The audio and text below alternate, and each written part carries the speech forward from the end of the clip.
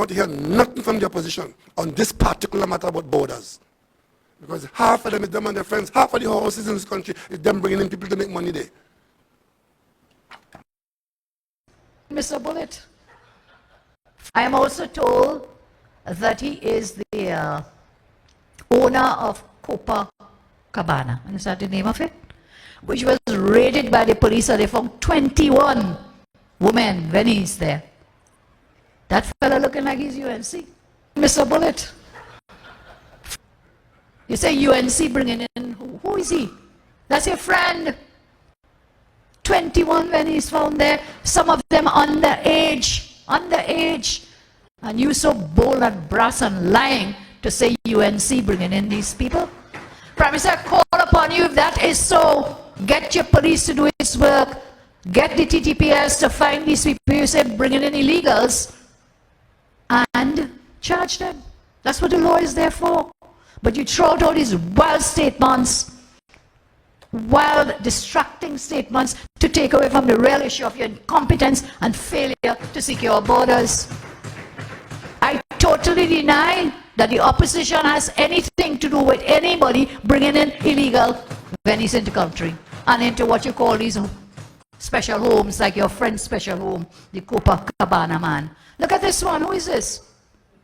Who is this? Who is this?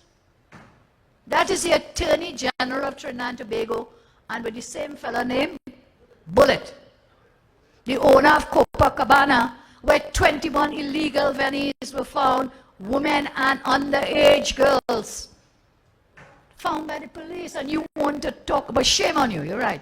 Shameless, not shame, shameless.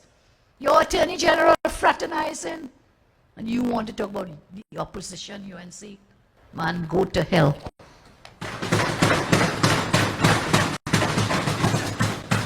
Look at it again. A friendly meeting. Mr. Bullitt and none other than the highest law officer, in a sense, the head of the bar of Trinidad and Tobago, the Attorney General. The man where they raided his home or house or whatever you call it and picked up 21 illegal Venice women and underage girls. So Prime Minister, be careful what you talk about, because it'll come right back to bite you. Be careful when you make up these stories. I tell you again, should you find any opposition person, member, involved in illegal activities, that's what you have the law for. It seems like you have evidence. Why don't you give it to the police and let the police do their job? Don't make these wild accusations on a platform when you are the man having friendly meetings with Mr. Bullitt. Friendly meetings with Mr. Bullitt, man. This man really brass face. Man, go to hell. We wonder what is being done about it. Heinz called a press conference, as we said, coming with the same tired excuses, talking about OPVs from how many years ago, man. OPVs that were defective, which we got rid of the contract for it because they were defective for breach of contract. And if we were wrong, then we would not have got the money that had been paid down. We got back $1.4 billion because they dishonored the contract by what? Trying to give us defective OPVs. So stop crying about the OPVs, man. How many years is that ago? You've been there 6 years. What have you done? Have you brought one naval vessel? You know, still boasting you're bringing two. You went to one trip to Australia. You personally negotiated, because Heinz said it yesterday, you know, on Saturday. Heinz said, yeah, the Prime Minister negotiated for this. You have a Prime Minister. Where is the procurement issues?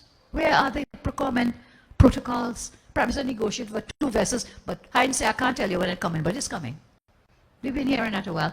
So in your 6 years, let me tell you what I did in my 5 years. We got to this country 12 state-of-the-art damming vessels. 12. Not two OPVs, you know. With that same money, you were buying these two huge OPVs, offshore patrol vessels, which would have been so far off the coast that they couldn't really intercept the vessels that are coming in. These damn men could have done it. They are closer, they could hug the coastline. And all these illegals coming and all the guns and that. That's what these were supposed to do, to form that ring a maritime wall in the waters around Trinidad and Tobago. But what did you do? You have them parked up there rotting. You wouldn't even buy fuel. You wouldn't even buy fuel for the vessels. And then you're crying about who bringing in who. You left the borders open when you have the equipment, state-of-the-art vessels. After 6 years, not one new vessel, but you're crying about those defective OPVs. That was one of the most horrendous deals that ever went down in our history. For those OPVs, the cost of it, the maintenance cost, and on top of that, defective. And you wanted Trinidad and Tobago to take those vessels, when they would not even have been suitable to man our waters, to guard our borders, because they've been too far. That's what they call them, offshore patrol vessels. They're so far out. And here we are, more excuses from Mr. Hines for his government's complete failure to secure borders. We talked about why so many illegal immigrants continue to enter our nation.